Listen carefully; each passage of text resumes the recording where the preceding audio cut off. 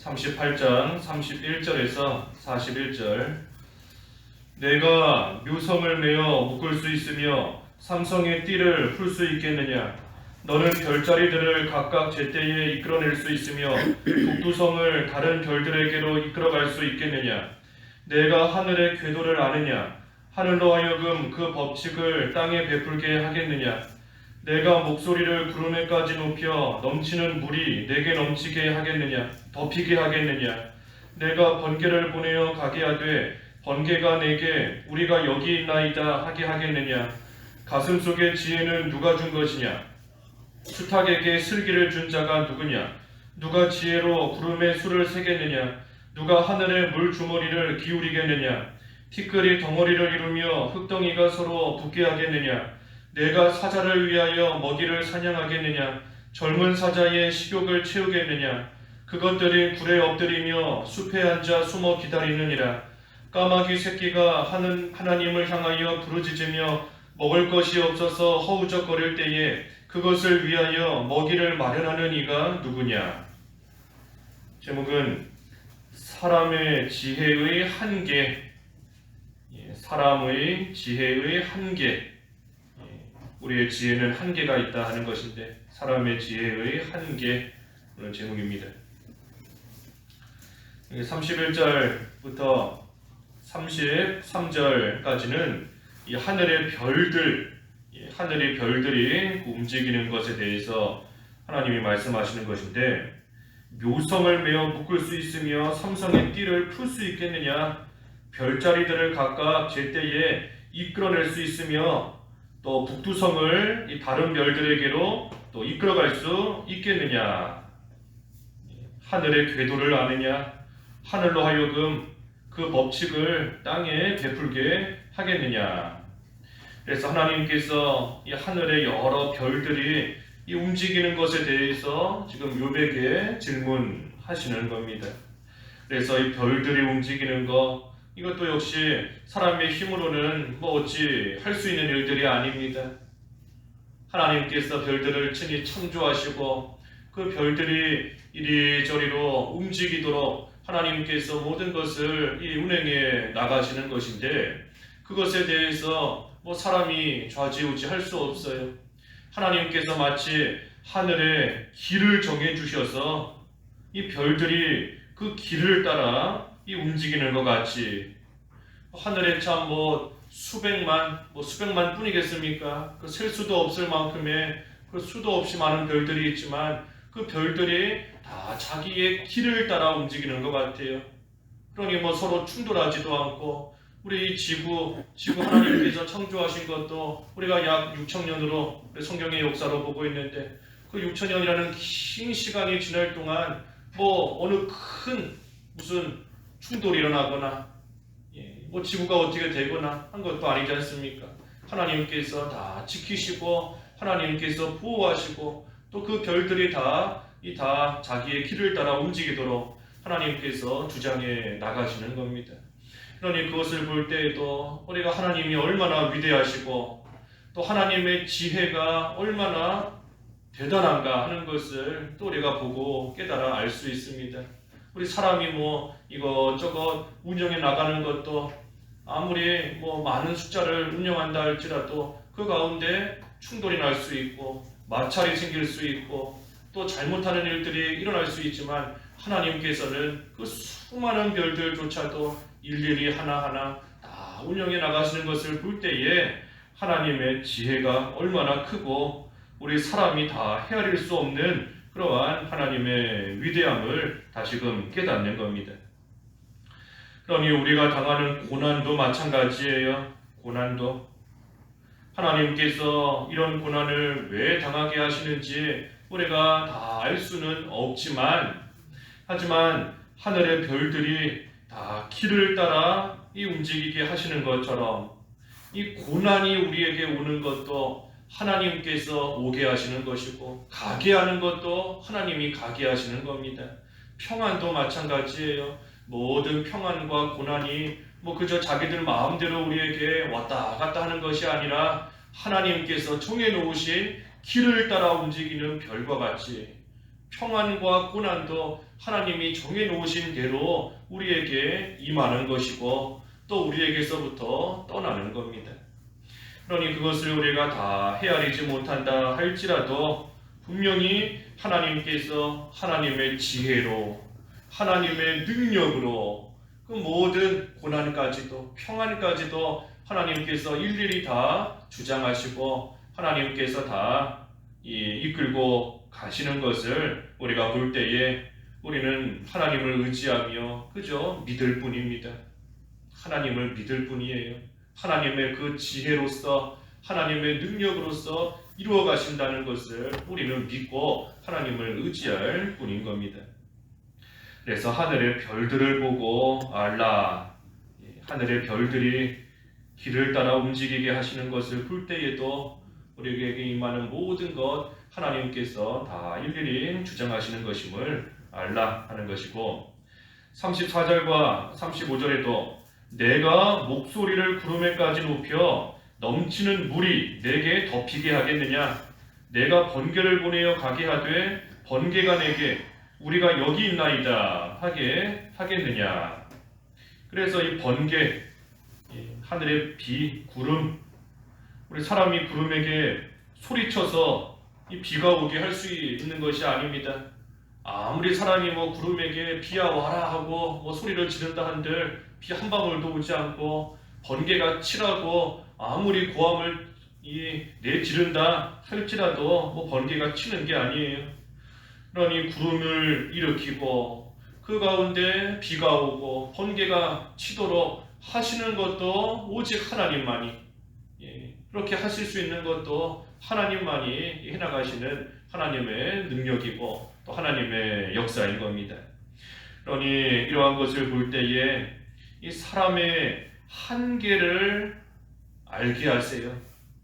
우리의 한계를 알게 하시는 겁니다. 사람이 아무리 대단하다 한들 구름에게 명령해서 비 오게 할 수 없습니다.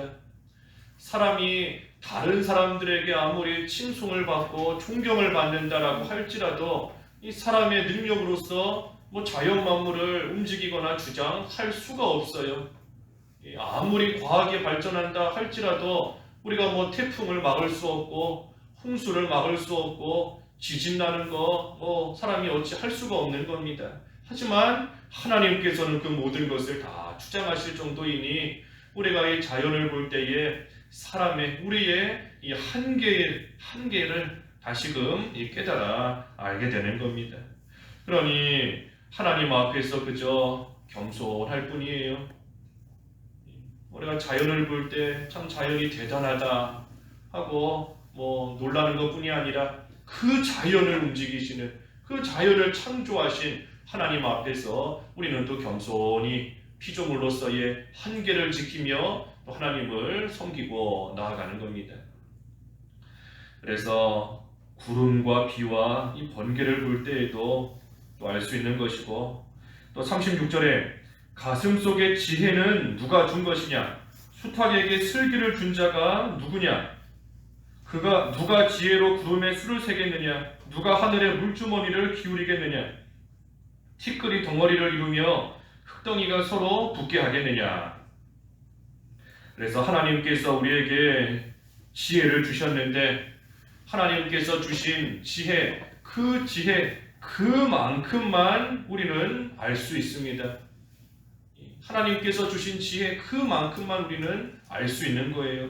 그러니 구름에 수를 세겠느냐 이 구름이 몇 개인지 또 하늘의 물주머니를 기울이겠느냐 이 구름을 가리키는 것인데 이 구름을 기울여서 비가 오게 하는 것 또 티끌이 덩어리를 이루고 흙덩이가 되게 하는 것 이 모든 것 사람이 할 수도 없을 뿐더러 이 사람이 알 수도 없습니다.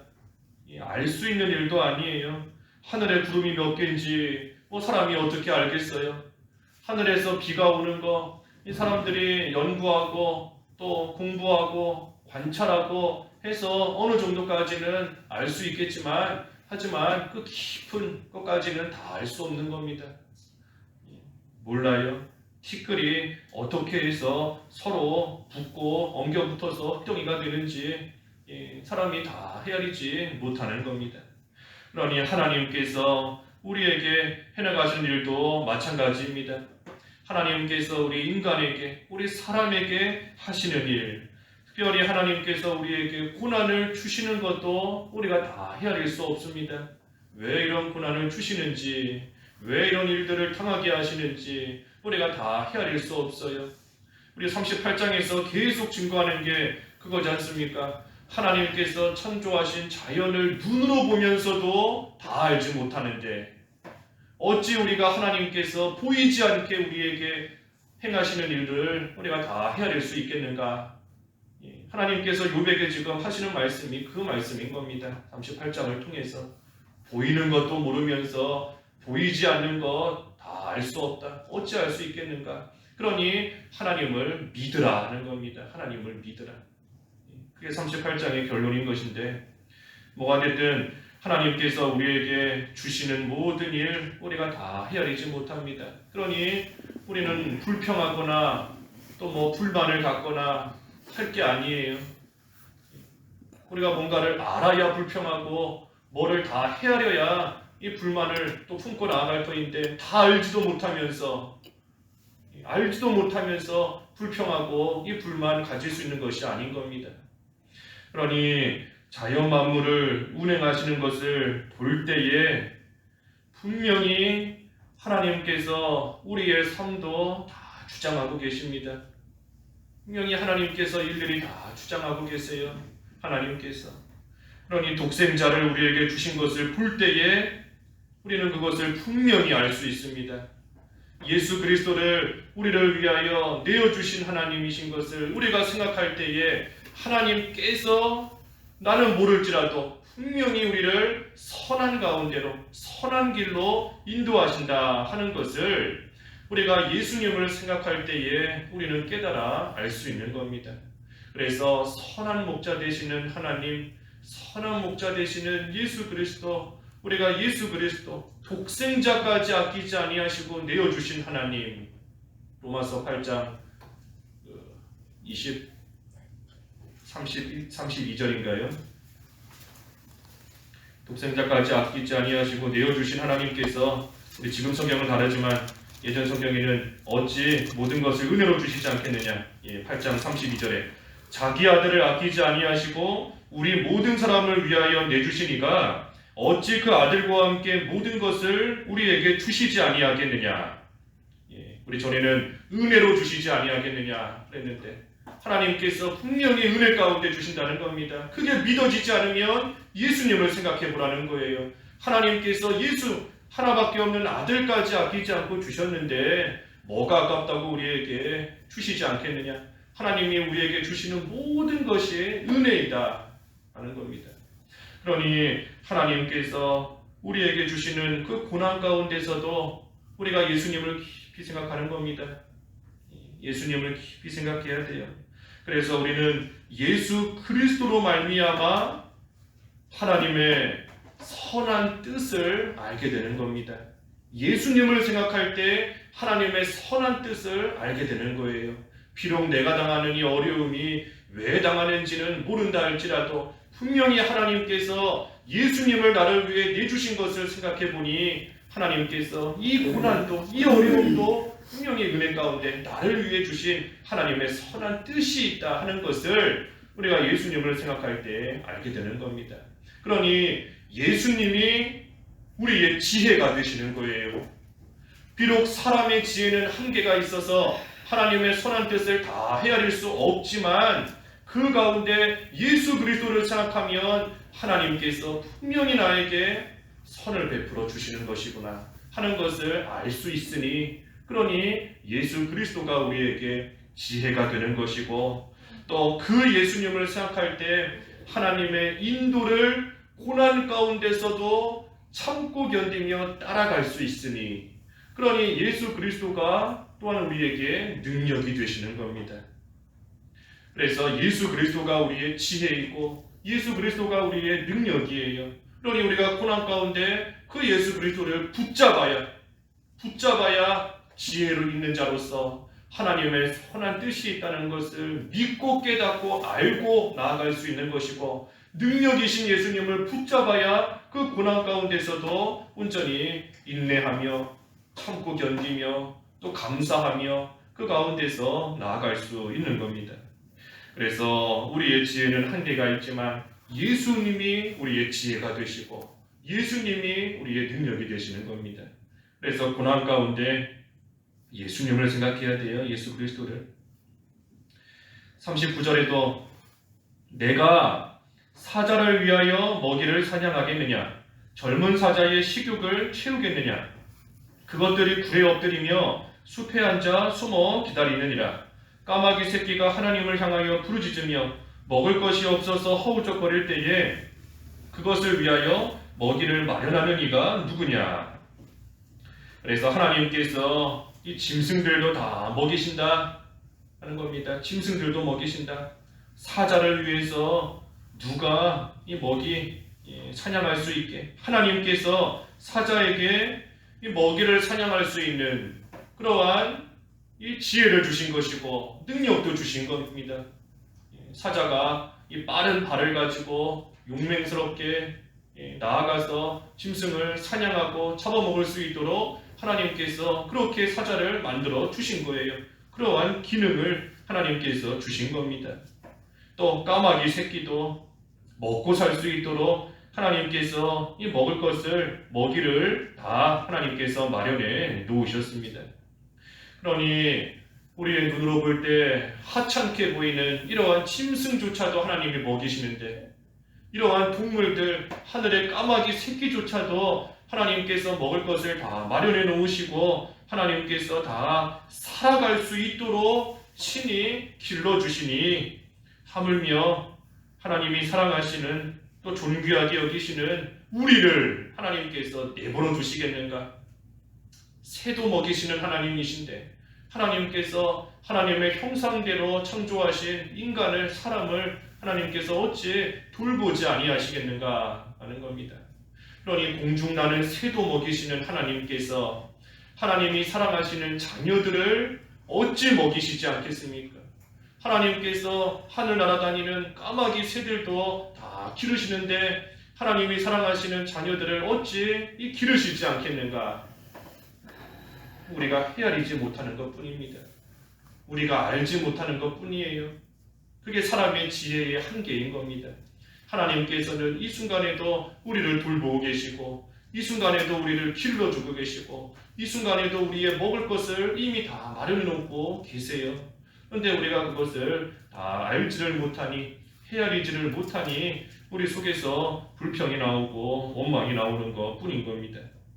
그러니 고난 가운데서 결코 망하게 하시는 것이 하나님의 뜻이 아닌데, 고난 가운데 결코 우리로 하여금 쓰러지게 하는 것이 하나님의 뜻이 아닌데, 지극히 작은 부분까지 섭리 나아가시는 하나님을 우리가 믿고 그 믿음으로 우리는 모든 것을 통과해야 됩니다. 그래서 우리의 지혜는 한계가 있어요. 우리가 육신적인 지혜로서 아무리 하나님께서 하시는 일을 이해해 보려고 해도 이해할 수 없고 헤아릴 수 없는 분명한 우리에게는 한계가 있는 겁니다. 하지만 앞에서 증거한 것처럼 예수님께서 우리의 지혜가 되시니 우리가 그 예수님을 늘 붙들고 예수님을 깊이 생각하면 할수록 지혜 있는 자가 되는 겁니다. 지혜 있는 자가 뭔가 하나님의 선한 뜻이 있음을 아는 자가 지혜로운 자예요. 하나님께서 분명히 우리를 유익되게 하신다는 것을 아는 것이 지혜인 겁니다. 그러니 예수 그리스도로 말미암아 우리는 지혜 있는 자가 되는 것이고, 또한 모든 환난을 이기는 능력, 예수님이 능력이시니 예수님을 붙잡음으로써 능력 있는 자가 되어서 환난 가운데서도 고난 가운데서도 참고 견디며 또 하나님의 사랑을 알고 참고 견디며 믿음으로 통과하는 그러한 능력 있는 자가 되는 겁니다. 그래서 오늘 사람의 지혜의 한계, 그랬어요. 우리의 지혜는 한계가 있지만 예수 그리스도가 우리의 지혜가 되시는 줄 알고, 오늘도 우리가 만나는 모든 일들 가운데 예수님의 지혜로서 하나님의 사랑 가운데 능력 있게 오늘 하루 잘 살아야 되겠습니다. 기도하겠습니다. 하나님 아버지, 저희들의 지혜가 한계가 있어서 하나님이 우리를 위하여 행하시는 일들을 다 헤아리지 못하고 참으로 원망과 불평이 나올 때가 많이 있는 것을 불쌍히 여겨 주시옵시고, 예수 그리스도가 저희의 지혜이자 능력이 되신다 하셨사오니 오늘 한날도 예수 그리스도를 굳게 붙잡고 지혜 있는 또한 능력 있는 삶을 살아갈 수 있도록 인도해 주시옵소서. 예수님의 이름으로 기도하옵나이다. 아멘.